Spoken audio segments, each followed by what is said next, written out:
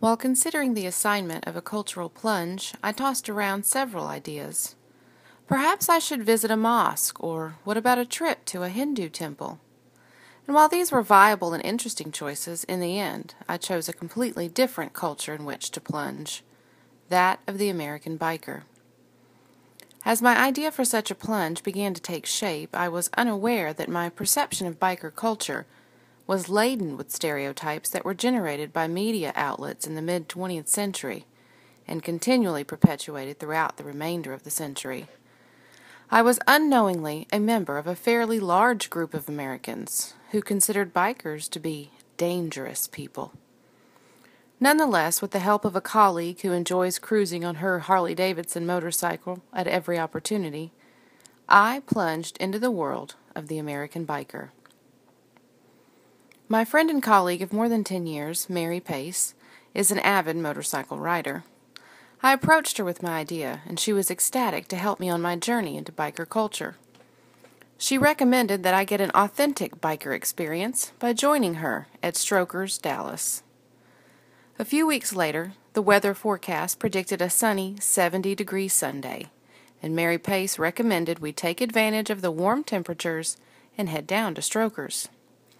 As I had no commitments for that day, we began to make plans for my official plunge into biker culture. As I neared the place where Mary Pace and I agreed to meet, I was becoming quite nervous. I wondered what it would be like. Would it be like the movies, with fights and men smashing beer bottles over each other's heads, people being thrown out of plate glass windows, and with people like me being taunted and threatened?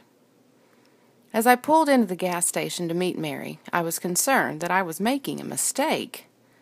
However, when she pulled in, Harley exhaust rumbling and smiling from ear to ear, I knew I had no other choice but to go.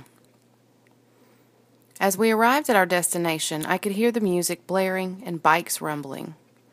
On this day, the place was packed, overflowing with chrome, exhaust, and hundreds of leather-clad, beer-clenching road warriors. I stuck very close to Mary as we began our approach to the main courtyard of Strokers.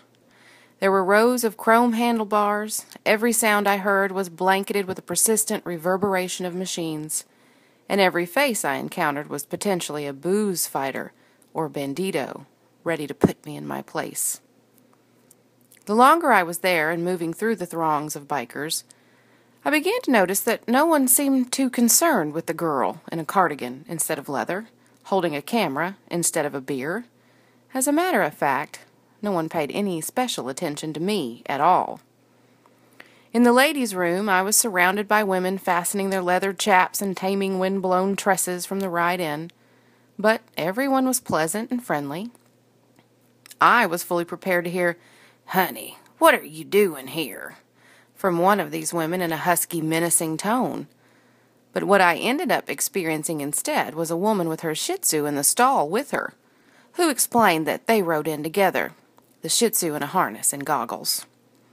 So far, my dangerous plunge into biker culture was as dry as a sermon, and gone were my initial fears of brawls and catcalls.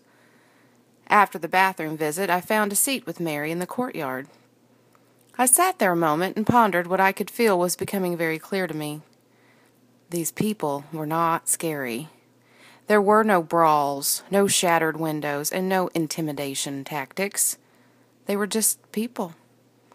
People who enjoyed the open road and the freedom one feels with the wind on his face and sun on his back. After some epiphanies and time in the courtyard, Mary suggested we go inside the shop to meet the owner, Rick Fairless. Inside, there was a wall lined with custom motorcycles built by the owner, who was standing at the counter.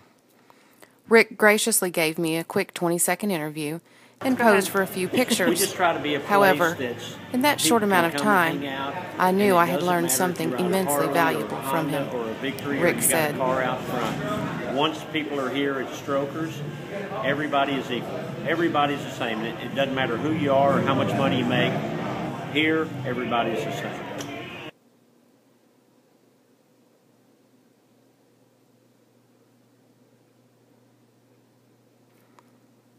2 short hours earlier, I was biting my nails and shaking in my flats over immerging myself in biker culture.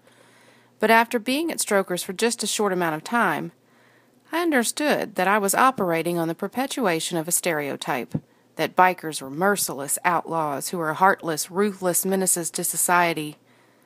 I was ashamed of myself to have acted so judgmentally regarding one particular group of people, and I was elated to have had the experience to open my eyes and debunk my own preconceived notions about bikers. I went into the plunge with preconceived notions of madness and mayhem, but what I came out with were the words of Rick Fairless ringing in my ears. It doesn't matter who you are. Here, everybody's the same. As a teacher, understanding that equality should extend to everyone is a valuable attribute, for not only myself, but for my students as well. My plunge into biker culture and the time I spent at Strokers, immersed in a culture I initially feared, taught me a lot about myself and about learning to ignore stereotypes that I hope to impart to my own children and my students.